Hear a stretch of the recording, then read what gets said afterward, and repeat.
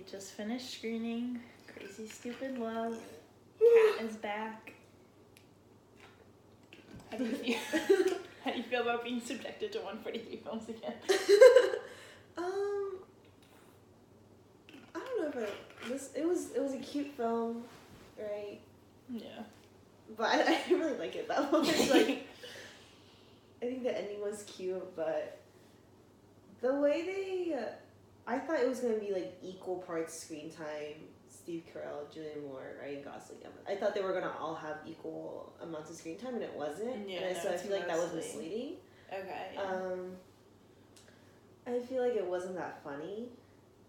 Yeah, it seems like the comedy didn't age well. Yeah, like I feel like the first time I saw this movie, like I thought it was really funny, and rewatching it, I don't know, some lines just weren't as funny to me, and then some of them I didn't laugh at because like it was just like, oh, Ryan Gosling's so gross, and it's like supposed to be funny, and then like Steve Carell's being gross, and it's like supposed to be funny, but like it just wasn't funny to me. Yeah, they're just being dicks, and I was like, oh, like, I just don't think like in terms of like Me Too, this like ages well, like in the context of that.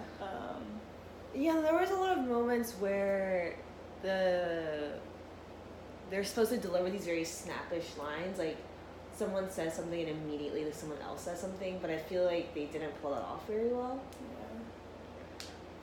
Yeah. In terms of though, like this movie was supposed to fall under, I think like the mentor or like the teacher. So I think it's interesting the dynamic between Steve Carell and Ryan, which now that I think about it, actually, it's like, obviously, like, the setup is supposed to be that Ryan Gosling is teaching Steve Carell, you know, to regain his manhood or whatever. Yeah, but it's like, they both learn from each other, and Steve Carell learns from his son a lot. Yeah. And I feel like at the end, I didn't realize how, I guess, the first time watching it, and in context of the way it was presented in class of the teacher, I was immediately like, oh, Ryan Gosling's the teacher, he teaches Steve Carell how to be cool, but I'm like, oh no, at the end, obviously the lesson is supposed to be that Ryan Gosling learns true love means more than one night stand, you know? Yeah. And like the son, I guess, I didn't think about that. Yeah, it kind of bothers me though that, like, the position that women have to be in this movie, like, Emma Stone has to, it's like male promiscuity is okay, and then in the end, like, the woman forgives them anyway and they get over it. Although I did like in this movie, at least, the initial divorce was caused by Julianne Moore. Not that I like that she cheated on her husband, but I just feel like in every other movie it's like the husband cheats and has to like redeem his way back, so I don't know, at least that was like a newer take on that. But no, but I feel like all of the female characters in this film have been like very molded, so it's like they're all Emma Stone and Julian, and then the babysitter, they're all counterparts to like the male figures in this film. Yeah, I don't think they have a lot of presence in themselves. It's like they're all in relation. They're not very dynamic. Yeah. I feel like the pacing of the story was a little weird. I think the movie was just too long. Yeah, it is really, like, I was shocked when we looked it up and it was 2 hours and 20 minutes. And this is just a little feel-good rom-com. They could have done it, I feel like, more efficiently. I feel like they put a lot of weight on the end being the twist, and now, like, seeing it a second time, I'm like, it takes so long. Yeah, and the scenes in the bars, there's just so many of them. Yeah, they're all very similar, and they spend so much time building that, which I think it's better when it's more active, and it's like Ryan Gosling taking Steve Carell shopping or things like that. And it just feels like you're writing a paper and you have 3 supporting paragraphs, but one of them is like twice the length as the other one. Yeah. That's like, I'm imagining reading this script, or like if I was like writing a script like this, I'd be like, I gotta cut one of these bar scenes, because it's like bar scene where Steve Carell doesn't know how to be hyper masculine, bar scene where Steve Carell still doesn't know, bar scene where he still doesn't know, but he learned. Like, it just takes a long time, like longer than I feel like it needs to for it to just be a comedy. It's not like it has to do a bunch of character development, and those scenes are so similar that I don't think they really develop those characters a lot anyway. Yeah, I've never liked the plot line of the babysitter being in love with Steve Carell. Yeah, that was out there. Yeah.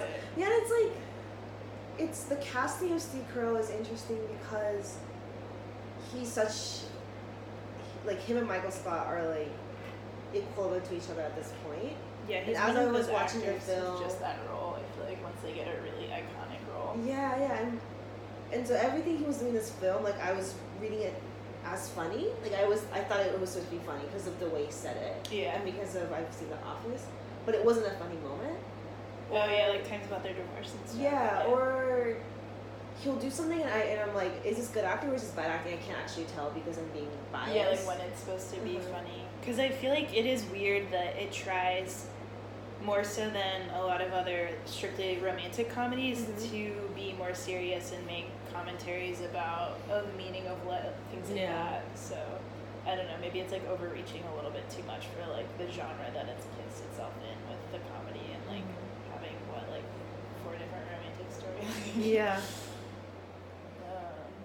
And yeah, there's just like a lot of side characters that I feel like they don't give a lot of exposure to. Like Kevin Bacon like comes in and out occasionally. Yeah.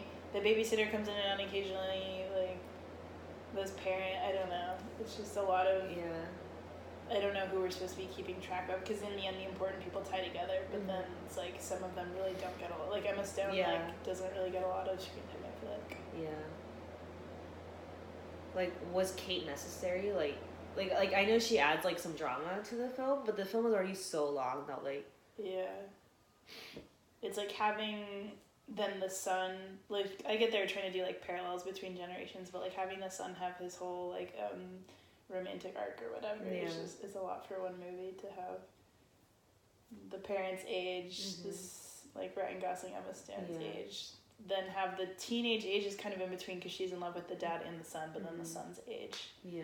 And like the daughter, we don't see anything of. And I don't remember like what the films were like in 2011, but this film loves doing like fast cut montage things where like the shopping scenes were all like that, and then like the girl like when the babysitter was taking nudes, like it was like those like fast. It was just like I think it's cool when you do it like one time, but there were like 4 or 5 throughout the film, and I was like, oh, this like the shopping scene, like where they were picking up the girls, like that was also like that, and it was just I feel like it was being overused. Yeah, I feel like it was interesting too. I feel like they were trying at times with the cinematography to be, like I said, cinematography. I say that all the time. I say cinematography. Yeah. They were trying to be very artsy, it seemed like the shot of Steve Carell when he's talking to the different women, and it seems like it's one continuous shot, but it's him wearing different outfits and talking to different women, so it's obviously over the course of different days. And like the one shot that stood out to me that I actually did like was it's just a shot of Ryan Gosling and Steve Carell's feet as they're walking by, and like you know Ryan Gosling's really and I feel like it's so much stronger when they do the visual stuff versus the dialogue of like trying to point out like you're a doofus and I'm cool like Sean's like you know like I feel like that shot was like more effective than most of the Ryan Gosling's lines. I don't know who wrote those lines, but they didn't age well. Like I didn't watch this film in 2011, so I don't know how it was received then, but he's just a dick now, and he's very unattractive. Also, like whoever I think he was supposed to be a dick then too, but I just don't. It's like we don't get any development, I feel like, between the scene in which he's still a dick and has sex with Emma Stone, but it's like by virtue of having sex with like a good girl, and then he becomes like a good boy, and then all of a sudden he's like in a committed relationship. Yes, like we cut to like them already dating, and they're like picking out wine to like meet her parents. Yeah, he has like one. We didn't see him redeem himself at all. He has like one night where he like talked the whole night. And it's like a game changer. Like I'm a different person. This like girl my story about my sad dad. Like that's just not realistic. Like he just spends so much of the film as like a stagnant, like static character. Yeah. That suddenly like the last 20-30 minutes he's a different person. Yeah, it's like he starts out as like a caricature and he stays that for so long.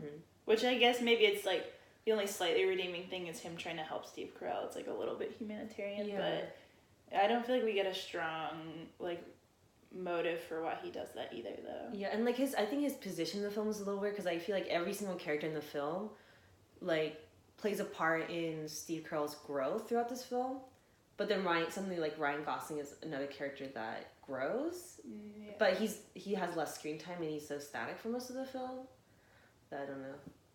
And it's like I don't know. I guess his thing he contributes could be it's through like Ryan Gosling could have been a main character, but they didn't make him like a main character in this film, and that felt a little bit like it was like he was too important to be just a side character, but then he got too much screen time to not be a main character, but I don't feel like they he didn't get enough time making him likable. Yeah.